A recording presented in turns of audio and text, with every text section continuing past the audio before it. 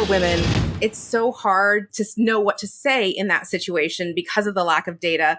And hopefully you're able to twig in your own mind, okay, maybe that's happening. Maybe that's a conversation I need to have. Don't wait for your doctor to bring it up. Maybe they will, maybe they won't, but don't wait, because your life can be improved by bringing up that conversation today. So there's no reason not to do that. You're listening to Inside Bipolar, a Healthline Media podcast, where we tackle bipolar disorder using real-world examples and the latest research.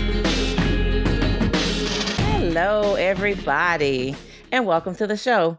I'm Dr. Nicole Washington, a board-certified psychiatrist. And for those of you who listen frequently, you're probably thinking, where in the world is Gabe? Dr. Nicole never talks first.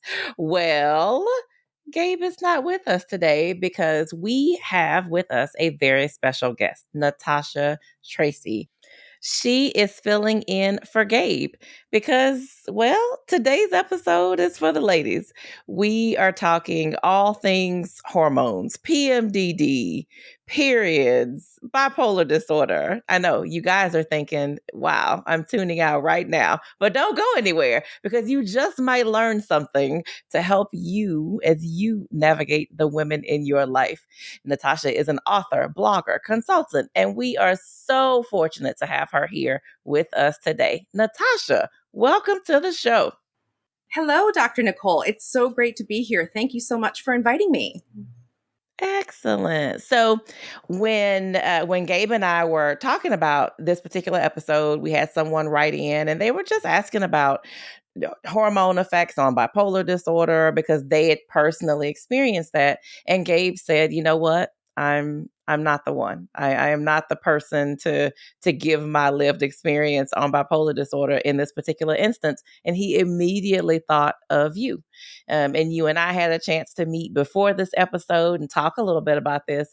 And I know that you have a personal history of living with bipolar disorder and then having to maneuver all of the things that come with being a woman living with bipolar disorder. Why don't we just jump in? You tell us a little bit about your experience. So I have been dealing with bipolar disorder for more than 2 decades now. I didn't realize that I had bipolar disorder until I was about 20 years old. Now, likely I had been exhibiting symptoms before that, but that was the moment when I realized that was my illness and I started seeing a psychiatrist. Now, at that time, I was at university. And so a lot of things were going on for me right then. And certainly it wasn't uncommon for hormone fluctuations to affect my friends, for example. But what I found was a bit more exaggerated than what my friends went through. Now, in my particular case, what I found was actually during the week of my period, I would become depressed. So I didn't actually experience PMS per se, but I did experience this depression due to hormone fluctuations. And it just kept happening to me over and over again until eventually I realized, okay, it's related to my cycle. Now, eventually I did talk to a doctor about that. And what they recommended was a monophasic birth control pill. And I know you can tell everyone all about that in just a second. But I tried that method to deal with the issue. It helped to some degree, but actually what helped me more was years later when I got an IUD. So for me, when I got an IUD, I actually stopped having a period altogether, which of course is a benefit that many women would enjoy, I'm sure. That, of course, does not happen to every woman, but it did happen to me. And that, of course, has smoothed things out tremendously. This particular IUD does also have hormone in it. So again, that's a constant level of hormone that I'm giving to my body to try to smooth out the peaks and valleys that would normally be there for me. It did take me a while to figure out that my moods fluctuated with my cycle. That wasn't necessarily very obvious to me initially. And certainly because I had just started becoming educated about bipolar disorder, I didn't even necessarily know what to look for. And this was before apps. This was before people even said you should track your mood, you should track your period. I mean, this was long before any of that. So it did take me quite a long time to actually figure out, oh my goodness, there is a pattern to my moods and this depression is coming every month. So it was not an immediate thing that I figured out. It did take maybe a year for me to figure out what was going on because it just felt like chaos to me. That's sort of how I would characterize it. It's when I stopped to look at it, yes, there was a rhythm to it, but when I was living it, it felt like chaos.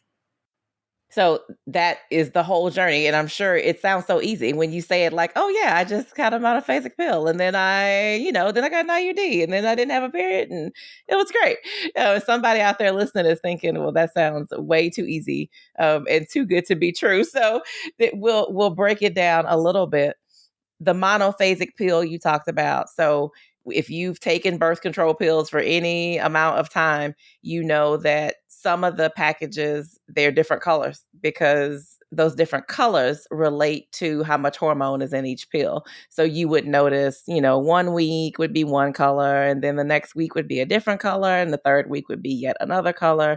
And then you'd have like the placebo week, the sugar pill week, where you would, in theory, have your menstrual cycle happen during that week. And now we have monophasic pills and biphasic pills, which just means it's variable in the amount of hormone. For a monophasic pill, for example, it's the same amount of hormone the entire month. So we just don't see the fluctuations that you would see in a triphasic pack. Yeah. So the other thing that I did that I forgot to mention, but I did end up taking the hormone consistently rather than taking the week off, which, as you said, normally there's a week of placebo when you take a birth control pill. But I ended up not doing that. And again, I was tempting to even out my mood in that way. But maybe you can talk to women and say, what would be the upside or the downside of doing that? Because obviously that's what I did, but I don't know if other women should do that. That is a very common strategy that is used. It really, this is a conversation. I'm not going to go into great detail because I think this is a conversation that you need to have with the person who's prescribing your birth control pills. Okay. So I think these are the kind of conversations we need to have. You need to be able to talk through with them. Like, why do we do that? I have a friend who does that and it works well for her. Why haven't you told me to do that? There may be a reason your gynecologist has said to you, hey, that's not something I think you should do. They just may have never thought about it. Yeah. It's a conversation that needs to be had. I mean, there is the theory that, like, why do we need a period? If I'm not, if I'm not getting ready to have a baby, if I'm not trying to get pregnant, like, what purpose does doing this to myself monthly? What's the point? What is the point of that? So there are a lot of people who will recommend to you to skip that week. It's a discussion to have with your gynecologist, but there is absolutely nothing wrong with doing that. I do know that there has been a myth for a long time of like, well, but I have to have a period every month. Like I have to. It's what women do. Like we have a uterus and it sheds every month and that's what we should do. And there are some people who believe that very strongly. I have had patients who, even after their doctor has said to them, hey, you might want to skip that week. And they go through all of the reasons why they would tell them to do that. And some people just hold very tightly to the fact that them having a period every month is important to them. They believe wholeheartedly that they need it. I don't know for what reason, because I've never felt that way, but there are people who feel that way, and to each his own. But have that discussion with your gynecologist, and there really is there's nothing wrong with it. So if you do decide to do it, if you have friends who do it, there's nothing wrong with it. Yeah, I think the important point for me is that women know that it's an option, right? So the thing about having a mood disorder is that not everyone knows the options that may help with a mood disorder. And if you have a mood fluctuation that does correlate with your cycle, then hopefully you are talking to whoever's prescribing your birth control pills if you take them. Hopefully you are talking to them about it. And also, I was just told recently that some IUDs actually can have an effect on mood as well in a negative effect. So a doctor just told me that one of them has a history of having a negative effect on mood. So that's another discussion. Before you get an IUD, you need to say to your doctor, look, I have bipolar disorder. Is there something I should avoid, for example? Because they're the ones who are going to be able to give you that information the best. But of course, if you don't know to ask the question, you might not do it. And it's okay to have the conversation with both your gynecologist and your psychiatrist. Because I think a lot of times people think, well, okay, my bipolar disorder is over here, and this is the box it sits in. And then my periods and all my girl things are over here. never do I ever talk about either one of those disorders with the other doctor. And that's just not true. You're a whole person. You're a whole person. One thing can affect something else. I think it's extremely important for your gynecologist to know, what do you take for your bipolar disorder? They need to know what your symptoms are like. They need to know if your mood changes around the time of your cycle, whether it's the week before or during, whenever it is in that cycle. If you can say with certainty, I know that the week of my period, like clockwork monthly, I'm going to experience A, B, and C, it's worth bringing up to your gynecologist. On the flip side of that, when you're talking to your psychiatrist, it is also important for you to say to them, like, hey, I noticed that, that week before my period, man, like my symptoms aren't under good control. It's almost, I don't even know what to call it. It's like a mixed depression, manic something, but it's kind of like that, but not really like that. Like, I don't really know what to do with that. It's worth having a conversation about. So don't think that your psychiatrist doesn't want to hear about your periods.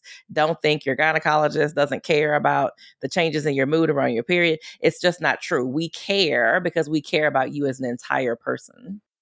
Yeah, thank you for bringing that up. I really appreciate it, because actually, in my experience, and I've seen many psychiatrists now, in my experience, they are the ones who are keeping up with the bipolar research the most. So they may have a strategy for how to deal with that problem that maybe your gynecologist isn't as read up on as they could be, just because that's not their area of specialty, right? So by talking to both doctors, you definitely get your bases covered that way.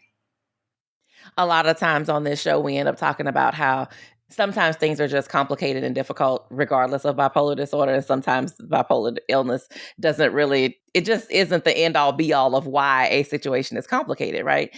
And the one thing we know for sure is that menstrual cycles and hormone fluctuations and changes are complicated, whether you have bipolar disorder or not. And so I say all that to say, there was a time earlier in my career, we just weren't talking a lot about hormones and how they can affect your mood. And I could go on for days about how I feel like women's health and women's mental health specifically in this area has just totally been ignored for years and years and years.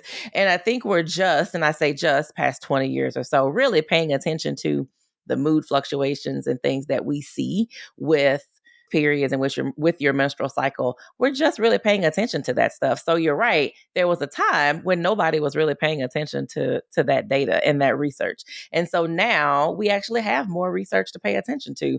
We know about PMDD. We Right. know it's a real thing. It's not just, oh, you have PMS. We know that PMDD exists. We have research, we have strategies, we have data. And so we're all kind of coming together now. But you're right, when it comes to especially managing your bipolar disorder, because that makes it a little more complicated.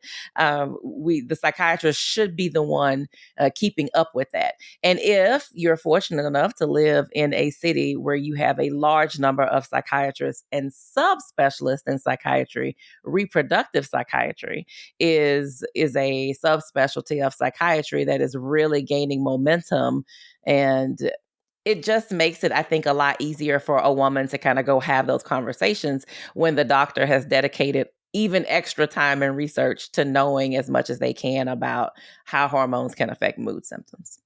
I think that's absolutely right. I didn't know that was a subspecialty, but I love that it is, because I know women who do have bipolar disorder who want to have children sometimes feel like they're lost in the woods. And sometimes that's because a psychiatrist might not know how to recommend certain things for women who do want to have children. If there is someone with that subspecialty in your region, gosh, that would be such a good resource for you, because having a child when you have bipolar disorder, I do not have children, but it is extremely complicated. I've written about it, I know about it, and what we understand about medications is scant. What you really need is an expert to lead you through those woods, because it is not an easy thing to do. No, it's not easy. And to be honest with you, there are lots of doctors who really are terrified of taking care of pregnant women in general, especially in the mental health world. I will say I have a lot of colleagues who are like, oh my God, I don't want to take care of somebody who's pregnant. It's scary. it's a scary time. It's very, very complicated. Like you said, there's so many unknowns when you decide to jump into that. And let's face it, psychiatry has been super paternalistic for so many years. And hopefully we're coming out of that fog of just telling people what to do. But I can remember a time when the biggest recommendation was just, well, maybe you just shouldn't have kids. Like maybe you just should not consider that. Maybe you shouldn't even think about having a baby. Maybe you should never consider breastfeeding. Maybe you should, so we used to tell people so many things that they just shouldn't do because they had bipolar disorder. And I hope that with this subspecialty, with more people specializing in reproductive psychiatry, about half of my practice at this point is reproductive work. It's Wow. women. It's women in all phases of the cycle, from the woman who is dealing with the PMDD and the menstrual changes affecting mood, to pregnancy, to even menopause. So, we cover that whole range of being a woman with a variety of mental health things going on. And it is valuable to have those people around if you have access to those kinds of people. Yeah, that's amazing. So I want to go back just 1 second. So one of the things I did some research before doing the show, and one of the things I read was that it's more common for women to experience a hypomanic fluctuation in their cycle and during certain times. And I'm wondering if that were true, what is the likelihood that that hypomanic cycle would be restricted to, say, that week, and not kick off a whole mood episode? Like, is it going to kick off a whole mood episode, or is it going to stay to that week? Like, can you give us any ideas to what that would be like for people normally? That is a really great question, because that takes us back to the PMDD discussion. I have seen women who eventually were diagnosed with PMDD, who we initially thought had bipolar disorder, because their PMDD symptoms were so extreme. They were so intense, that agitation, they were just bordering on violent almost with people around them because of the symptoms that they were having. And I can remember a case where this person was hospitalized like 2 months in a row because they were having such intense PMDD symptoms, and they were diagnosed with bipolar disorder. And then it was a very smart medical student, I'm sure, on the service. I think it was a medical student who's like, they've come in twice around the same week of the month. Could this be related to their menstrual cycle? And we asked, and lo and behold, it was like, yeah, this is the week before the period. This is what this was. In doing further questioning, we ended up not thinking this person had bipolar disorder at all. We realized it was very intense PMDD. Those things could look exactly alike, because it's going to be defined to a certain amount of days. It's going to come with agitation, and they weren't sleeping, and they had this restless, negative energy going on, and they were meaner than a junkyard dog, like angry, like fighting people, their significant other. It was just a lot going on. And so I could see how those two things would get confused. And this is where we go back to the whole, you need to have a good relationship with your doctor, Nicole, so that when you go to them and you can say, hey, listen, for the past so many months, I've noticed that the day my period starts, this happens to me. Or the week before, like 5 days before my period starts, I experience all of this. And literally the moment my period starts, I'm better. Like, what is that? You need to be able to talk through this with somebody who has the ability to tease out PMDD symptoms from hypomania, because it can be a little bit tricky. It's not always like, oh, it's absolutely this or absolutely that. Sometimes we don't know. Yeah. Sometimes we start talking to you and we're like, I don't know. That's a good question. Let's be open to trying these things and let's see what we see. Sometimes we don't have the answers, especially for something like this that can be very similar and is also very, very complicated. So that was a great question. Not every mood tracker tracks menstrual periods, but if you take the initiative to do that, I think that makes perfect sense, because then you might be able to see some relationship there that you can then talk to your doctor in a more insightful way and give them more data, because doctors live and die on data. I mean, I'm sure you would agree with that. They need facts to make decisions based on, right? And so by doing that, you actually have the ability to give them more facts about what's actually going on for you. So it's definitely something to watch for as a woman. So I'm old. I'll start this sentence off with I'm old. I love a good mood tracker. I am actually still a fan of printing off one that's like 30 days and doing your little tick marks. I'm a big fan of paper mood trackers. But I know we're in a world where everybody wants an app and we want to keep it on our phone. And I get that. I am trying to create a paperless life for myself. But I do still love a good tracker because I can look at it and I can step back and I can see it.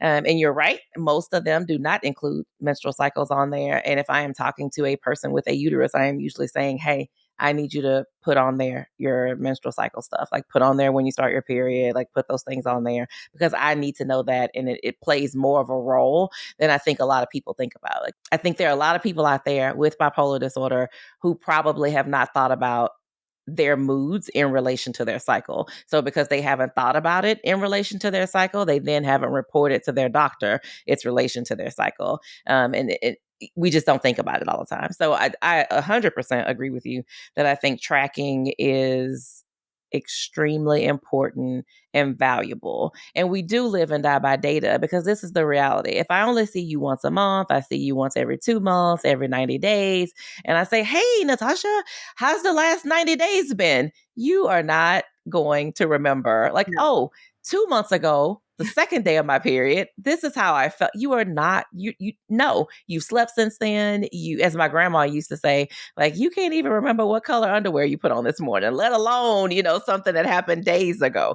That is the fact. The truth of the matter is we are all so busy and so many things going on. It's just hard for you to give me that kind of data without you being very intentional with tracking. And as a woman living with bipolar disorder, I think it's just even that much more important because periods are tricky. Menstrual Yeah. cycles are tricky. If you're fortunate, you're one of those people who's like, yes, I have my period every 27 and a half days. It will always start at noon on the 27th day. I mean, like there are people who can give me like down to the absolutely, it always starts between 9 and noon this day of the week, da da da da da. And then there are people who tell me like, oh my God, I wasn't even thinking about it. And I had been a mad person for about 4 days before I realized, oh, my period's coming up next week because not everybody tracks their menstrual cycles that tightly and closely. So it is important. So tracking 1,000%. I love that. What other strategies have you used to help you manage kind of the mood fluctuations that you've seen related to your menstrual cycle?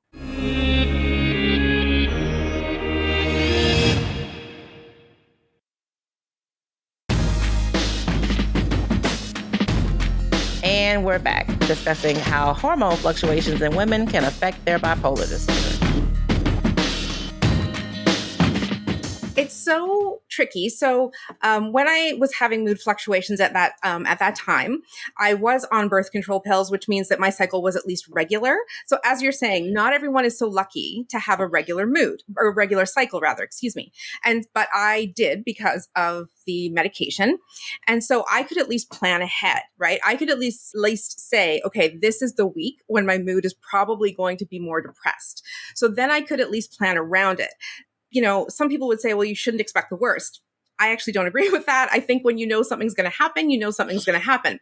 And I think that, yes, if you happen to have a month where you're not depressed, that's fabulous. But if you know that it's a thing for you every month, then you can plan ahead and you can say, for that week, I am not going to take extra shifts at work.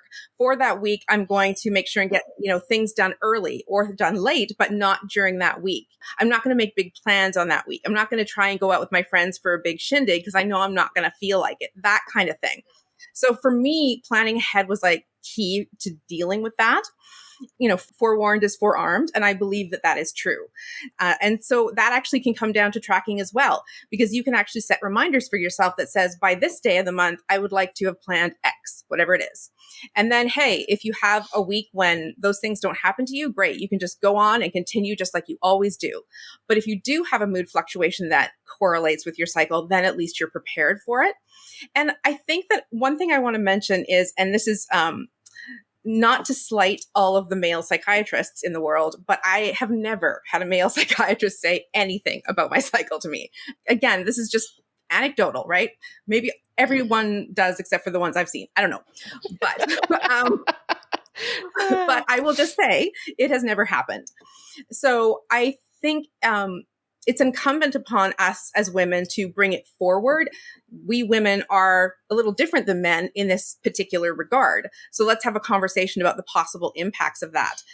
And because we do have a cycle for the vast majority of our life, and that will impact mood and things like if you choose to ever have a family. And then, of course, we get into things like perimenopause and menopause. All those conversations are so valuable to have with your psychiatrist. And unfortunately, they may not bring them up with you. So, you need to feel empowered to say, no, I need to have this conversation now. In my case, I'm 46 years old. And so I'm heading into perimenopause, or I'm in perimenopause. I'm not really sure right now. But there are certain things that I'm looking out for because I know what's coming for me, right? I know that during menopause, often there's a very strong influence on mood, and it can be quite devastating. So I know that doesn't happen for all women, of course, but there's a segment of women that with bipolar disorder that it does happen for. So it's something that I'm looking for. And also I did talk to a psychiatrist who did say to me that having some hormone, even at this point in my life, even if I don't need it, not to get pregnant, it actually can help the transition from perimenopause into menopause. Now, again, that's just the doctor I spoke with, and everyone should get their own opinion on that. I'm not saying that's universal, but that's what I was told, and something that I have definitely kept in mind at this point in my life. Yeah, when I think about all the things that you said, it was so much good stuff in there. I had to take notes because I wanted to make sure I hit a lot of things. The first thing you said that I think is important is you're right. As a woman, you're in this space, you may be talking to someone who just isn't thinking along those lines. Now, I may also be biased because I am a woman doctor, but I do think that when you see somebody who has the shared experience of having a uterus and having a period and knowing what that's like and seeing it firsthand, I think we think about those things a little bit more. And we do bring them up a little bit more. I am hopeful that as we have progressed in what we know about menstrual cycles and moods, that more of our male colleagues are jumping in and asking those questions. But I might be a little biased. I do think that women doctors, I think we're a different breed. So I just have to throw that out there. Girl power, we are great, and my male colleagues are wonderful too. But I do think there are things that sometimes we're just more in tune with because we also have experienced it. So it just makes it a little bit more personal for us as well. You talked about, well, I don't want to be negative and like, I'm not expecting the worst. And there is that thought that the best predictor of future behavior is past behavior. If you know how your body has been for the last year, every week before your period, don't tell me that you are holding on to hope that next month will be different. Because this, like a lot of areas in our lives, the best predictor of future behavior is past behavior. Your uterus is no different. The way it behaved the last year every month is probably an indicator of how it's going to behave for the next several months. So if you know that for the past several months, it is not in my best interest to be social during that week. I don't physically feel well. I'm bloated. I just don't have much of an appetite. I just don't feel well. Then why would you schedule something during that week? Because then what happens? You either go and you have a miserable time. You might be mean. You might just go and be miserable in the corner by yourself. That doesn't sound, neither one of those options sound great. Or you cancel. And then you have to deal with, I've canceled. Maybe you've canceled on these people before. Maybe they're frustrated. Maybe you're mad at yourself. I'm a terrible friend because I canceled, which really all of that could have been avoided by you just saying, you know what? I'm not my best self that week. That is not a week that I do things that I don't have to do. And that is perfectly okay. So I agree with you. Like it's not, oh, I'm expecting the worst thing all the time, but this is just being realistic. Your body has told you what it's gonna do. It has 100% given you every indication of how it's gonna behave the week before your period. Why do we think this month is going to be any different? Which then also goes back to why you need to track it. Because a lot of times too, women say, I just didn't even realize it was coming. And they're pretty regular women. It's not, these aren't people who say, well, I don't know, my period just kind of does what it wants to do. These are people who say, no, it's pretty regular. I just don't ever pay attention to it. Well, now you're just setting your own self up for failure. And I don't know what to tell you. Like, you're shooting your own self in the foot. So that doesn't make a lot of sense. But that is amazing advice. Show yourself some grace. But you touched on one of my favorite topics these days. And maybe it's because I too am not a spring chicken anymore. But perimenopause, it's about to become the P word. It's just a bad word. It's just like, oh, don't talk about it. It's a bad word. So I don't know. I, when we talked about this episode before, we were talking about perimenopause, and I don't know. Sometimes all I can do is just shake my head and go, oh, perimenopause. Like, it's just all I have to give the world. It's perimenopause.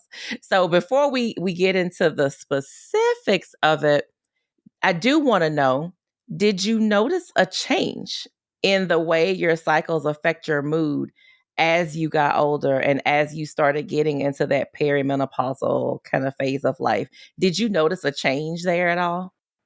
Well, so because I do have an IUD now and I don't have a cycle, there's no cycle for me anymore. So there's no rhythm to things anymore for me. Things fluctuate a lot, and I don't know that it has anything to do with hormones. Okay. Fair enough. For those of you listening, perimenopause is also another one of those areas in medicine across the board. I have a really close friend who I work closely with, who's an obstetrician gynecologist, and we talk about perimenopause all the time. And we've done some things professionally together around this topic. And the general consensus is, honestly, even the OB-GYN group, there wasn't a lot of knowledge. You know, my friend went through all of residency, and there was really no specific education about being perimenopausal and what that does for you. As a psychiatrist, when I went through training, we were not having discussions about perimenopause and what that looks like from a mental health standpoint. It just wasn't there. I had one faculty member, one attending, who was into women's mental health, and we would get some interaction with her. But across the board, it just wasn't there. So we just didn't have, I think, a great understanding of what perimenopause does. And because we didn't have a great understanding, then we couldn't give great advice. So what happens to a woman? I will tell you, the average age of menopause is around 52, I think. But you can be perimenopausal for 10 years before you officially hit menopause. That's right. And remember, menopause is like a year with no cycles. You can be perimenopausal for 10 years. Do you hear me? That means from your early 40s to your early 50s, you can be in this very weird, non-defined phase. I mean, that is just maddening to think that here you are, perimenopausal. Every day your body does things that it didn't used to do. Maybe you're one of those ladies I was talking about who is saying, oh yeah, I can track my periods down to the day. I know that every 27 and a half days my period comes. And then your body starts to, you start to hit that perimenopausal phase. And then all of a sudden you're like, oh, now it's down to 24. Like, I don't understand, like, what's happening to my body. And you go to your doctor and you say, my periods used to be every 27 and a half days and now they're every 24. And your doctor says, well, I mean, that's okay. Like, I mean, that's fine. And you're like, no, but it's not doing what I know my body does. Like, this is not okay. That happens to you. And then there's all the mental health stuff comes. Like you said, you don't know the stuff you're dealing with. Is it bipolar disorder, or is it that I'm perimenopausal and I'm moody and I'm irritable? And patients will say, I feel like a basket case, like, for lack of a better word. They're like, I feel like a crazy person. Like, I just feel like sometimes I'm okay. And then someone says one thing and I'm ready to cry, or I'm angry, and nobody can say, yeah, I bet you're perimenopausal. I mean, that is maddening. I mean, as a woman, regardless, bipolar disorder or not, just this time of life is so maddening. Yeah, I think what you said is true, which is that there's such a issue with data for this particular group of people, for women. It's so hard to know what to say in that situation because of the lack of data. Hopefully your doctor is keeping up on the data that exists, and hopefully thanks to this show, thanks to other things that happen, you're able to twig in your own mind, okay, maybe that's happening. Maybe that's a conversation I need to have. Don't wait for your doctor to bring it up. Maybe they will, maybe they won't, but don't wait, because your life can be improved by bringing up that conversation today. So there's no reason not to do that. There is no reason not to do it. And, this is another space where finding somebody as a psychiatrist who works with women who are in this phase of life, in that reproductive space, might be so helpful to you. But also, it's important for your gynecologist, the person you're seeing for that stuff, for them to be very well trained in that area too, because there are still a lot of doctors out there who aren't very well trained in perimenopause, period.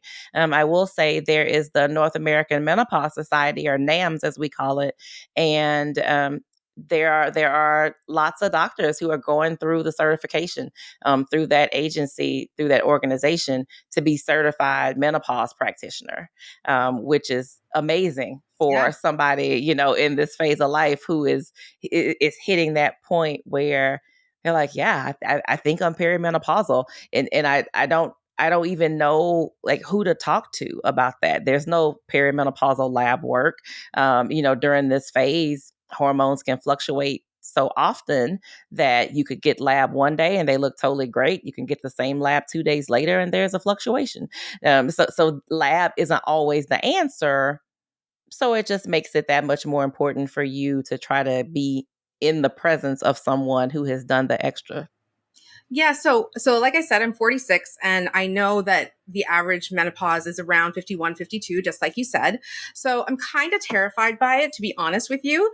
And it's not so much the fact that I'll be 51 or 52, which I suppose is scary in and of itself, but it's the fact that I do know that bad things can happen at that time. So my question for you, as an expert in this area, how concerned should I actually be? I mean, I think you should be concerned. I think you should be on guard. To me, that being concerned should be a healthy concern, right? I think we should have healthy concern about a lot of health things as we get older, because it's the healthy thing to do, is to realize that my body at 46 is not doing the same thing it did at 26. I'm aware that in my 50s and 60s and 70s, there are new things for me to be worried about. So I think the concern should be healthy concern and not worry, right? Healthy concern. So I think that the healthy concern should be you having those conversations with your psychiatrist and saying, what do I need to look out for as I approach menopause? Do you have any recommendations? Sometimes it really is just as simple as it being not the elephant in the room that nobody talks about, but it just being the reality of where we are. Like you saying hey, I know that I'm coming up and probably maybe going to be menopausal. And for you, even more confusing, because you're like, I don't know, I got an IUD. I don't know if I don't know, would I be? I don't know. Periods, who knows? It gets complicated. So I think it's important to just bring those things up, because sometimes for us as doctors, we lose some of that. If I see you month after month or every few months, or, if I see you year after year, I may totally forget that you have an IUD and that you don't have periods and that you're reaching menopause. I may totally forget that sometimes. That may be lost on me because I'm focused on symptoms and are you sleeping and any mania and what about depression? And, we don't have a lot of time during our visits sometimes. Yeah, so that's right. I mean, we got to hit all the high points. So sometimes it's just good to bring it up just so I can be mindful of it. And really, when you bring it up, I put in my note, discuss menopause, hormone changes, just so it just keeps it at the forefront of conversation. So I think healthy concern is great, and bringing it up is how we address it. And I just want to say one thing. So I'm concerned. I want everyone to pay attention, but I don't want people to think that it's necessarily going to be negative. I'm sure you have many experiences with women who it hasn't been a negative experience. I was told, and maybe you can shed some light on this, that about 20% of women, and I'm just talking about the general population, don't actually have symptoms during that time of life.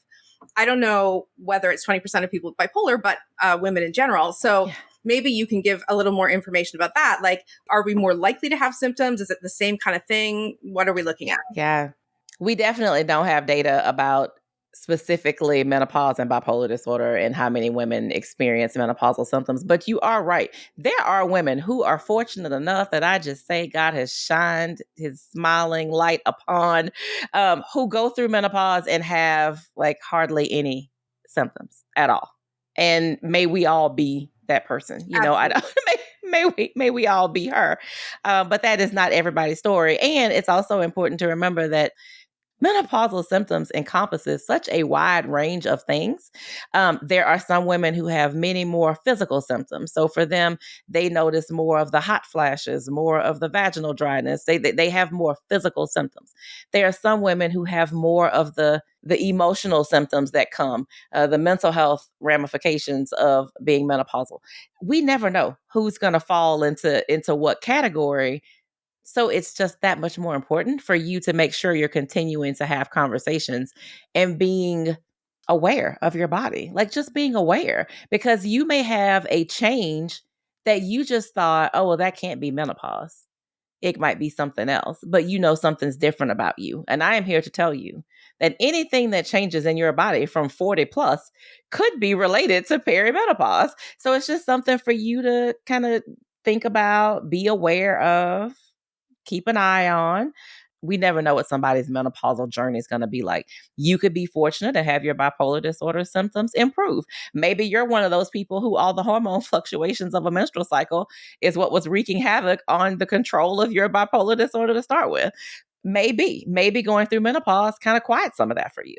Maybe you're somebody who is noticing fluctuations in mood episodes as they get to their late 40s when they've been stable for a while. And you're like, I don't know, like I was so good for decades. And all of a sudden now I'm having like what feels like maybe hypomania starting or maybe depression. Like, I don't know what this is. Maybe you experience that.